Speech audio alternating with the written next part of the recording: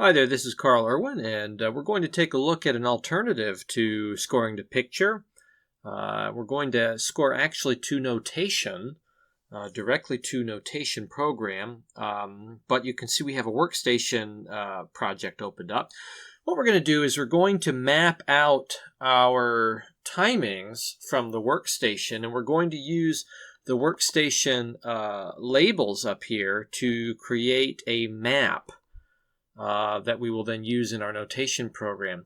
So if we're going to write this in Musescore 4 at this point does not have any video sync. The previous versions did have that, but the current version does not, although it has a very powerful render engine, playback engine, and sampled sound library that's part of the program, the Muse Sounds. We want to utilize those, but we can't really sync to picture directly from the program at this point. So that's a capability that should be, I think, typical, should be kind of bare bones to any notation program, but right now it is not.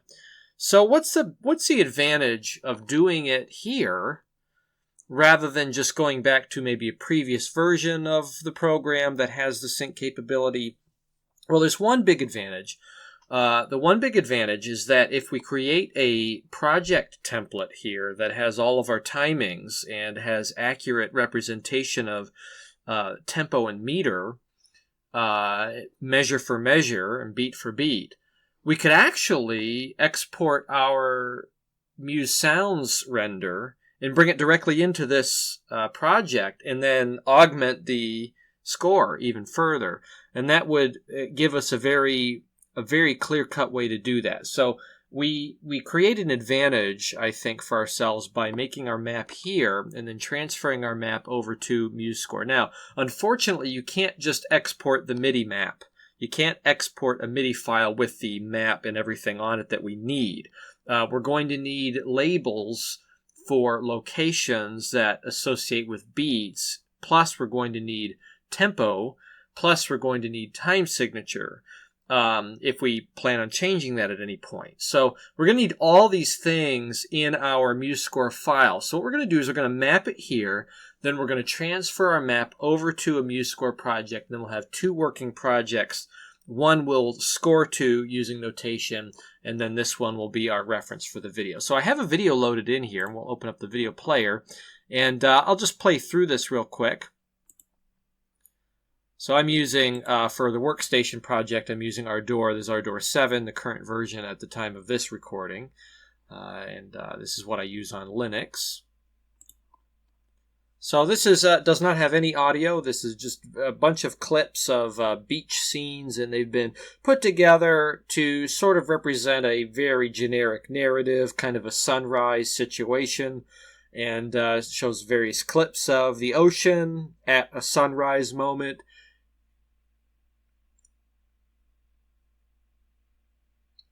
And then it introduces just some human interaction here. These clips don't necessarily go together, but there could be some implication with this very basic editing that it's an individual. And they're walking on the beach, enjoying the beach. Some very epic looking shots, slow motion. Some wide shots mixed with close-up shots. A lot of opportunity for a variety of types and styles in the score.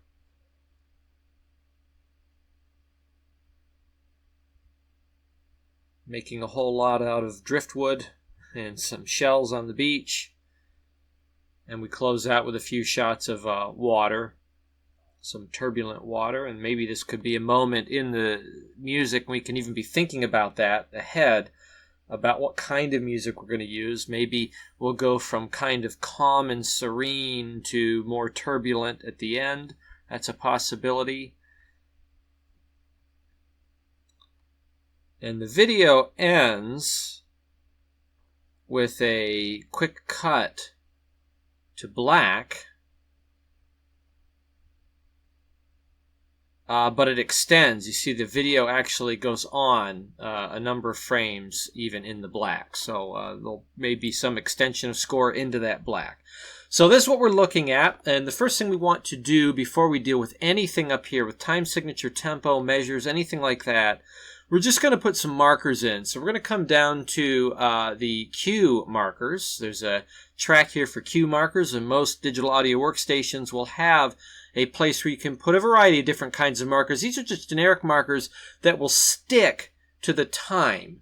We want to have markers that will actually stick to the time. So I'm not going to indicate one at the very beginning. I'll start including these as we go forward in the timeline where the shots change. So that's what we'll first deal with as we go along. So I'm just going to scan through, and as we approach, here's a spot here where the actual time change. I'm going to zoom in just so we can see a little bit better. And we'll slide forward here on our timeline till we get to a point where that shot actually changes. And we see it right around here. And right on that frame, where the frame changes right about here, I'm going to place a cue. I'm going to place a marker in there. And to do that, we just click on the area.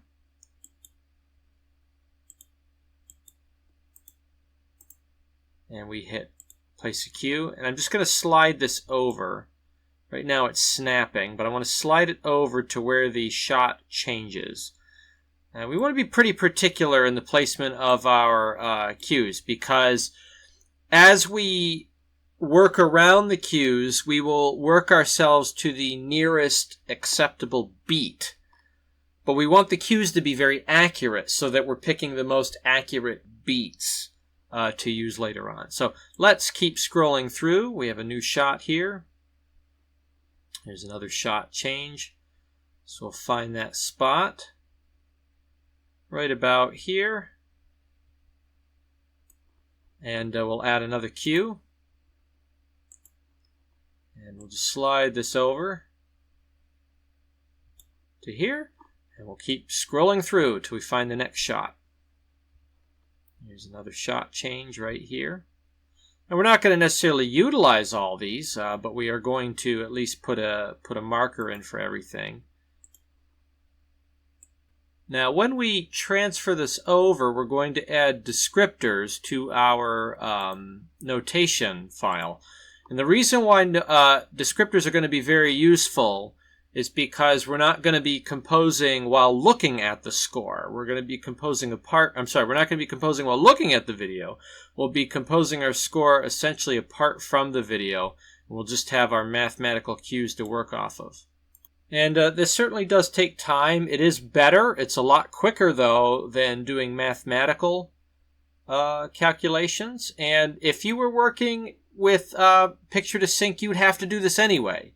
It's not like we're doing something really extra. You would have to go through this process in the notation program or in the workstation if you were going to play everything in. So this is a really kind of a standard process, and we're just getting ourselves one ahead by putting it into the workstation before we move to notation.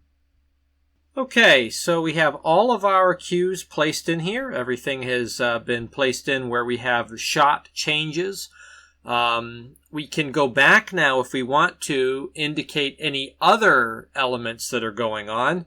That probably isn't necessary because there's not really a lot happening in each one of these shots. It's just kind of you change perspective, and then you see a shot play out, kind of a wide vista or very minimal motion.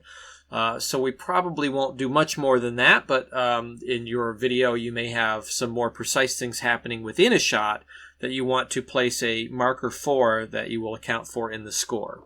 So now the next thing we want to do is establish our metrical changes. What's going to happen up here with our measures, with the meter, with the tempo, all of that. I decided I want this to be essentially one tempo, but I want this to be a tempo that can transition between a fast and a slow, half time and double time very easily without having to change tempo. So I'm going to change this opening tempo here. It's by default is 120. I'm going to edit this. I'm going to set it to 160. So what we can do here is we can get 160 beats per minute, which is a very brisk tempo. And then if we cut that in half to 80, we get kind of a very slow, moderate tempo. Not very slow, but a moderate tempo. It's kind of between 1 beat per second and a march tempo. It's kind of hanging out in the middle there. So those are our options. We can use kind of that 80 beats per minute for the very emotional, romantic kind of scoring, but we can get things moving and lively at 160, and we can easily transition between the two using some rhythmic devices to do it without actually changing our tempo. So we're just going to put this at 160. Now the next step here is to configure our measures to align with these hits. So what I'm going to do is I'm going to leave the meter running normal from the beginning. I have 160, 4/4. We'll just use 4/4 time to keep this very straightforward. And we're going to change some measures to align things a little bit better. So you can see here at measure 5. Right here at measure 5, we have a hit.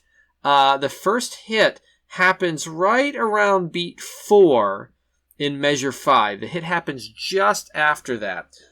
In the downbeat of measure 6 happens just after that. Now, if I play this maybe from this spot, go back here, we can see how this measure will line up. We're looking at beat 1 of 6. So I'm just going to slide this over a little bit so we can get a good view of this. And if I hit play, we're watching for the change in video and then the arrival at beat, this beat here. So let me hit play. And I think we are well within our 1/4 of a second kind of time frame where actually the downbeat of measure 6 would work with this hit. So we're going to use that for this hit right here. And that's how we will use it in the notation. So I'm going to keep that one. And in fact, what I'm going to do is I'm going to slide this over to that downbeat. Okay, so this will happen reactively just after the transition. We'll have a hit there. The next one is going to happen again right before beat 1 of measure 8. So these hits are kind of lining up pretty well. Let's just watch and see. That works out pretty well. So I'm going to slide this marker over to beat 1 of measure 8. So far, so good. This is actually quite simple, quite straightforward. Let's keep going. And we have here a hit that's happening right before or right after beat 2 of measure 10, right before beat 3. So let's try something here. At measure 10, I'm going to change my meter. Let's just go back here just to check it one more time.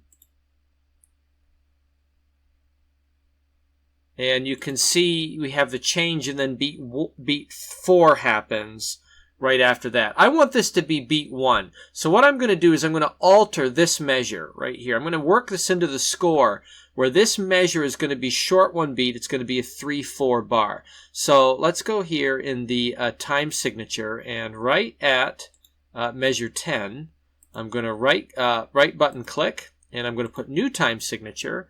And I'm going to set this at 3 beats per minute, starting at measure 10. And we're going to hit apply. So now we have a new time signature. But then at measure 11, I'm going to add another one. So I'm going to click here, new time signature. And I'm going to bring this back to 4 beats per minute. I'm going to hit apply. So we're just going to change one measure. Will be 3 beats, and then we'll have a hit. This is happening almost on beat 3 exactly. And then beat 1 happens right after that. I'm going to leave that marker alone because it's so close to that beat. I might actually want my hit to happen on beat 3, but I can have a reactive beat here at beat 1. So let's continue on.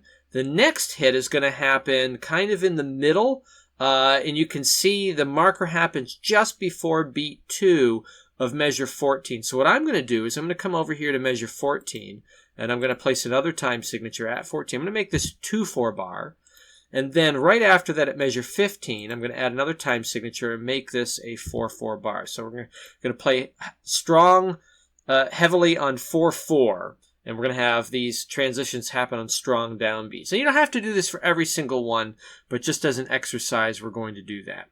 So there we have it. We have all of our cues in place. And we'll minimize this, get that out of the way. You can see everything here perfectly mapped out with our time signature and our tempo. So now we want to go through the process of recreating this in our notation file. So the first thing we want to note is how many measures are in our project. And it looks like we have 81 total measures, goes just a little bit beyond. So let's open up a Musescore file, and we're just going to hit New Score, and we're going to change this tempo, show tempo marking. We're going to change this to 160 because we know that's what we're using, and it's going to be the quarter note. We want, let's go back to our project here, we want 81 measures at least. Now this might get shifted a little bit as we change our meters, but we want to make sure we have enough to work with. So we'll set this to 81 measures to start. And the key signature doesn't matter right now, and our time signature is going to be 4/4 to start with. And we'll hit done. And now we have a score, and let's just change our view. So we'll put this on continuous view. And let's go back and write in some of these edits here. So if we go back, it looks like the first hit we have is going to be at measure number 6. So measure number 6, beat 1, we have a cue. So let's go here to measure number 6. And we'll slide over. Measure 1, 2, 3, 4, 5. This is measure 6. And on beat 1, we want to have a cue. So I'm just going to place a note right on the middle line there on B. Okay, so that's our Q1, and we don't need to add anything, but we can add some text later on if we want to, some staff text to give us an indication of what that is. Let's go back here. The next one's going to happen on beat 1 of 8. So come back to our notation. And on beat 1 of measure 8, we'll place another cue. So what I'm going to do is I'm going to go through all of these, and I'm going to change my meter where it changes and add a note where we have a cue, and this will be kind of our cue reference for our project going forward. Okay, so we have all of our markers in here. We have a note for every cue marker that we have in the project file, and then we have all of our time signature changes. So everything is established here as a canvas, as a template to work from. We just have to add instrumentation and then start scoring based on this information here. Of course, we can additionally go in there and add some other information. For example, we have this spot here in the video. If we open up our video again, you can see the spot here where we have the hand in the sand around measure 35. So what I can do is I can go back to my notation program, and at 35, I might make a note of that. So on that cue, when this comes in, I'll add some text, and we'll add some staff text, and I'll write hand in sand. And that will tell me as I come back to write the music for that moment in the cue, for that cue within the cue, that project cue. I'll know what I'm writing for. I'll know what the general idea is. And of course, I can make this as specific as I want or as vague as I need. So this is how you get started. The next thing we're going to look at is fleshing out instrumentation, and then we'll start writing some sketches here for music on top of our setup here on our canvas. Okay, so here we have our cues have been transferred to a document, a template with all of the instrumentation that we're going to be using. You can see I've got two sets of markers so that I can see from anywhere I am on the score. I'll be able to see some of these markers fairly easily, depending on where I'm working, without having to zoom way out. So I've also labeled what these shots are and what's going on so that I can kind of remember the order that things are happening. And each spot here indicates when the shot changes and the actual moment of transition. Sometimes we have these hits happening on a downbeat already, and then there's a lot of other places where we've modified the meter. You can see there's quite a few changes here early on, but later on we get to this shot here, Hand in the Sand. It's a long shot, and there's no interruption there. And then we have another transition, and we have several hits that happen in a row in a really long section, a really long area of just 4/4 time.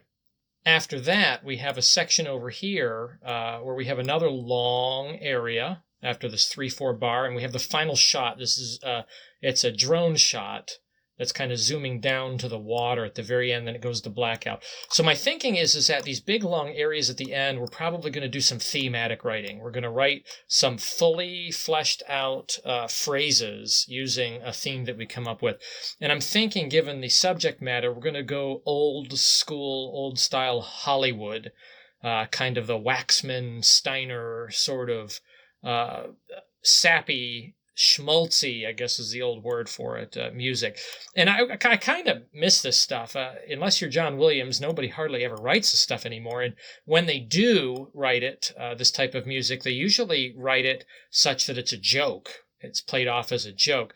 But there was a time when this music was sincere. It was used often in dramas and romantic movies and whatever, for a variety of different things. Even in Star Wars, the binary sunset kind of music is that old school Hollywood schmaltzy, sweeping sort of thematic material. So we're going to try to write something like that.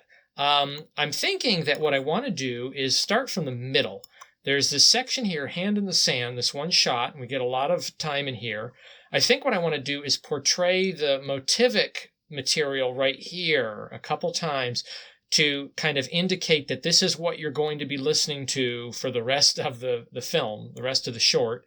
And then I'm going to spin that out in the following two areas in a statement and then restatement of the theme. I think what I want to do is kind of have an ambiguous tonality. So we'll give some sort of underlying drone, and then I'll have a section, probably the cello or violins, I'm not sure, play this motivic material. And then we'll have a cadence point here in a new key, and then we'll take off from there and try to give it some structure after that. So we're going to start from the middle, create this material, and then we'll go to the end, and then we'll go back to the beginning. And I'm thinking with all these short cuts in the opening, we'll do some mysterious sort of pointillistic, impressionist, expressionist kind of writing that's typical to underscore.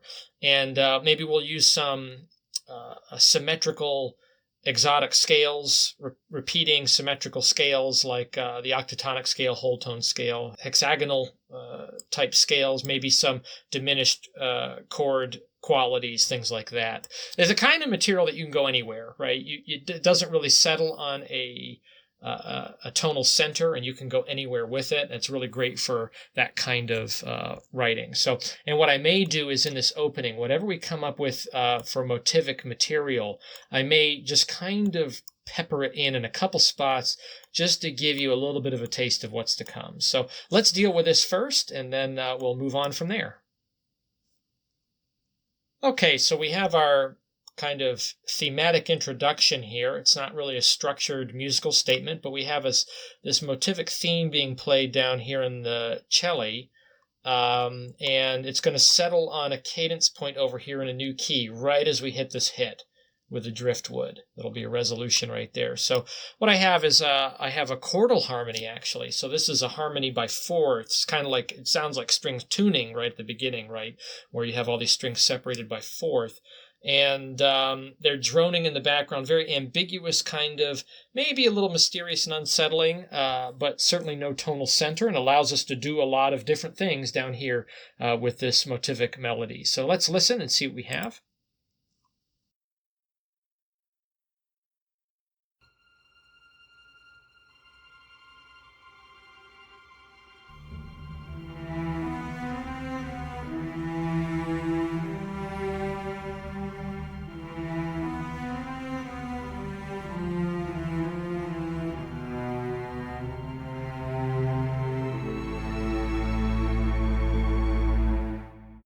So that's it.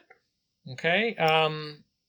One thing about writing mushy music, you really want to kind of sit on half step relationships, those leading tone relationships. Sappy music plays up all the leading tones that you can find within your key.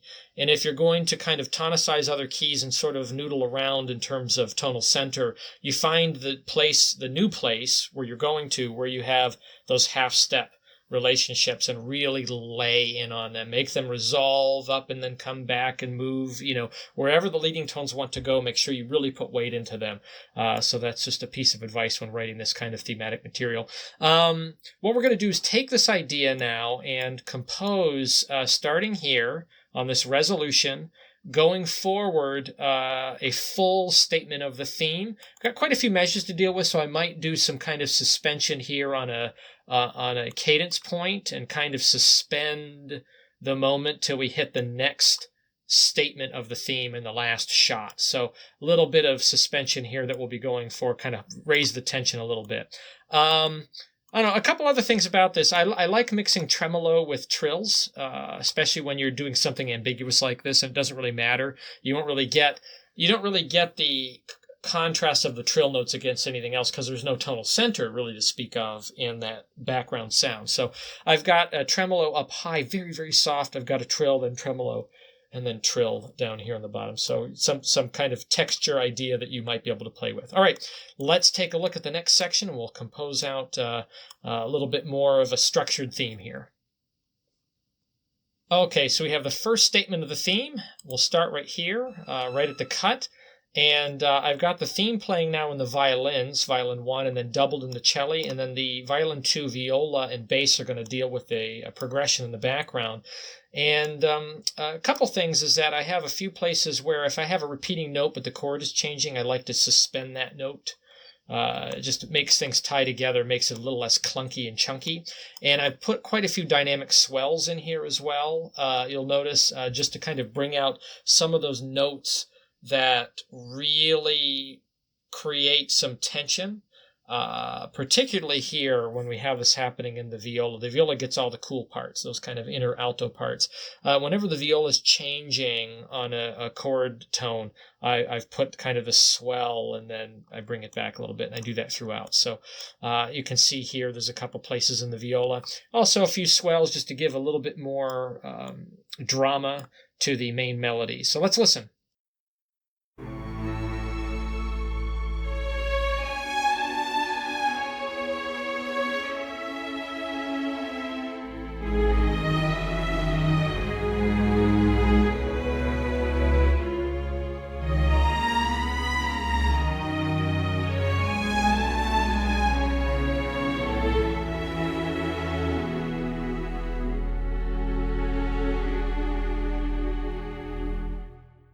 And then we're going to lay down here the next statement. And what we'll do is we'll add the winds to that. So I think we'll take some of these scale patterns I was talking about earlier, these symmetrical, repeating, kind of no tonal center, otherworldly scales, octatonic scale, hexagonal scales, whole tone scale.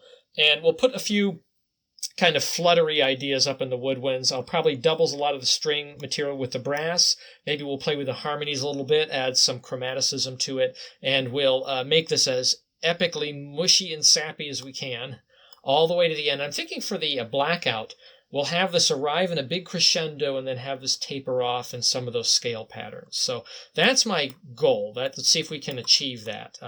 I think we have just enough space here to get a good full statement of the theme, and then one extra cadence moment on the end for that crescendo.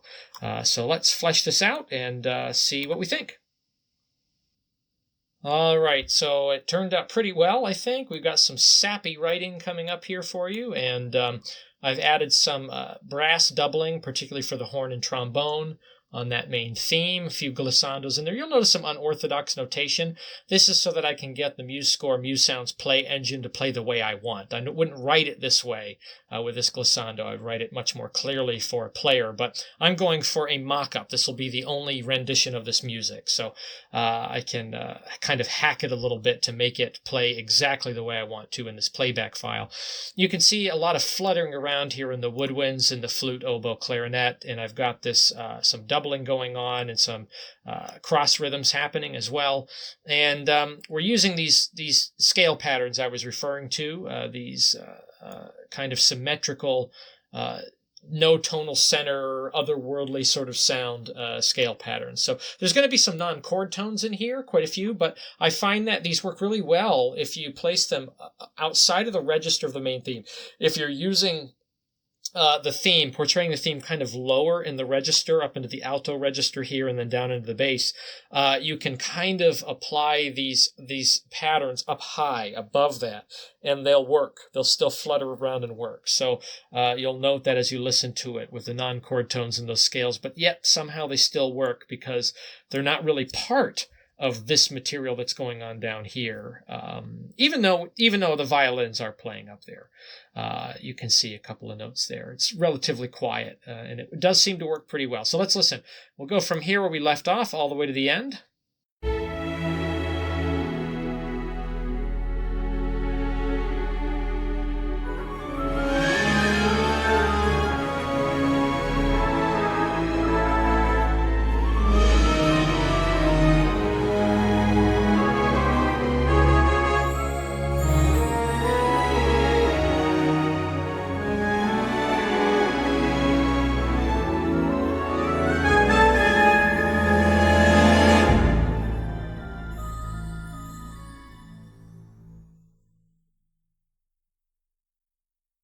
So you can hear all that going on. Let me just zoom out so you can kind of appreciate this a little bit more, what's going on and how all the interplay works. You can see everything there lining up.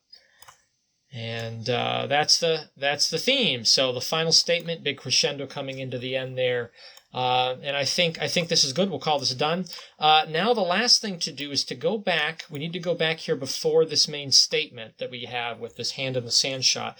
And we're going to fill in all the opening. We're going to take this motivic figure and kind of pop it in here in a couple places, probably increase it in frequency right before this so that we're kind of building up to it.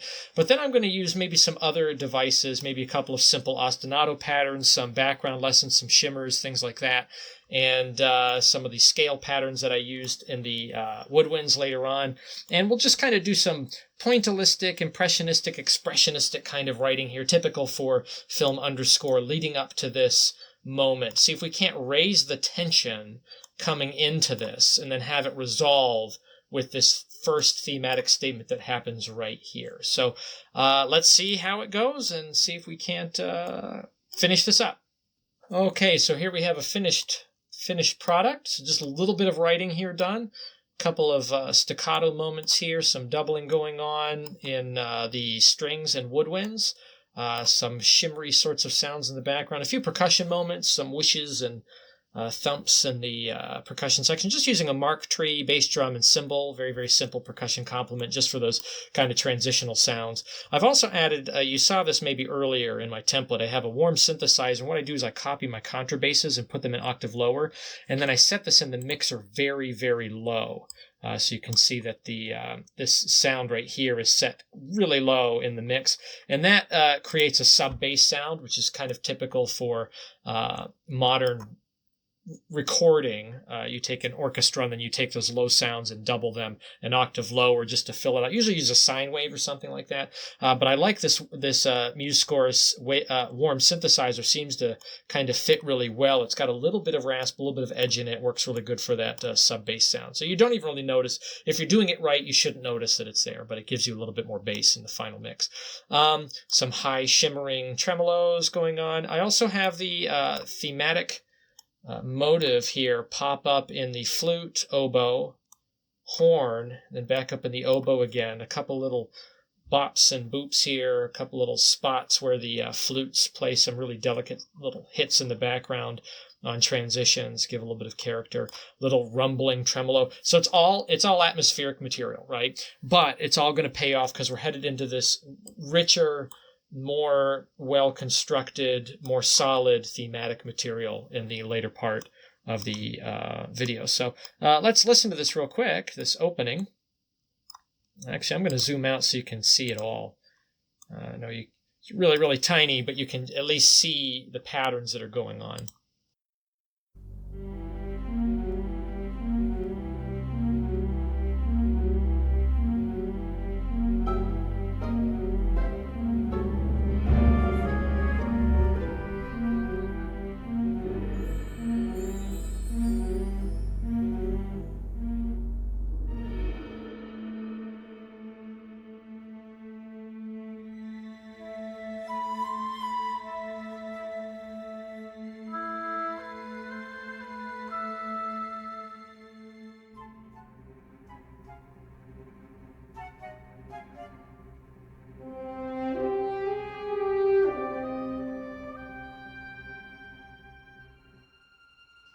And that takes us up to here, where we have the thematic statement on the hand in the sand shot. So that's all the parts and pieces. I don't know if there's really anything more to add to this.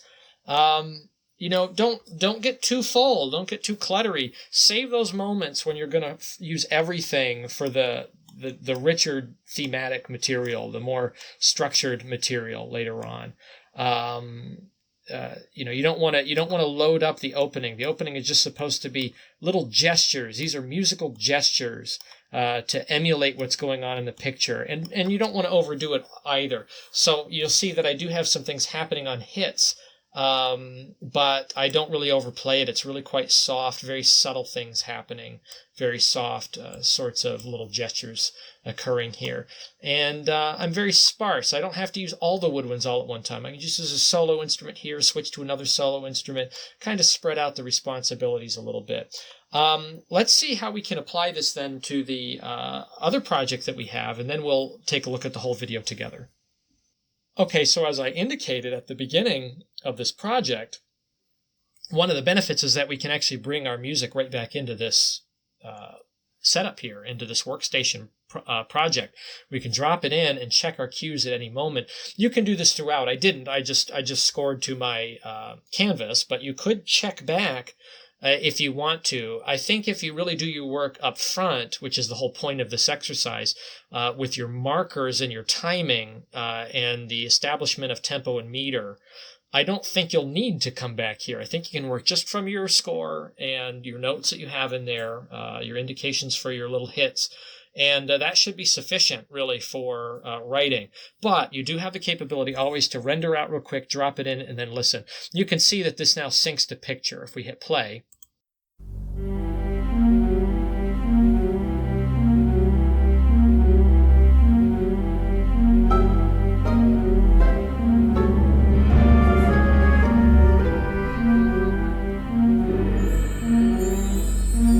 so there's kind of a, turn the page when the bell rings, sort of thing happening, going on here.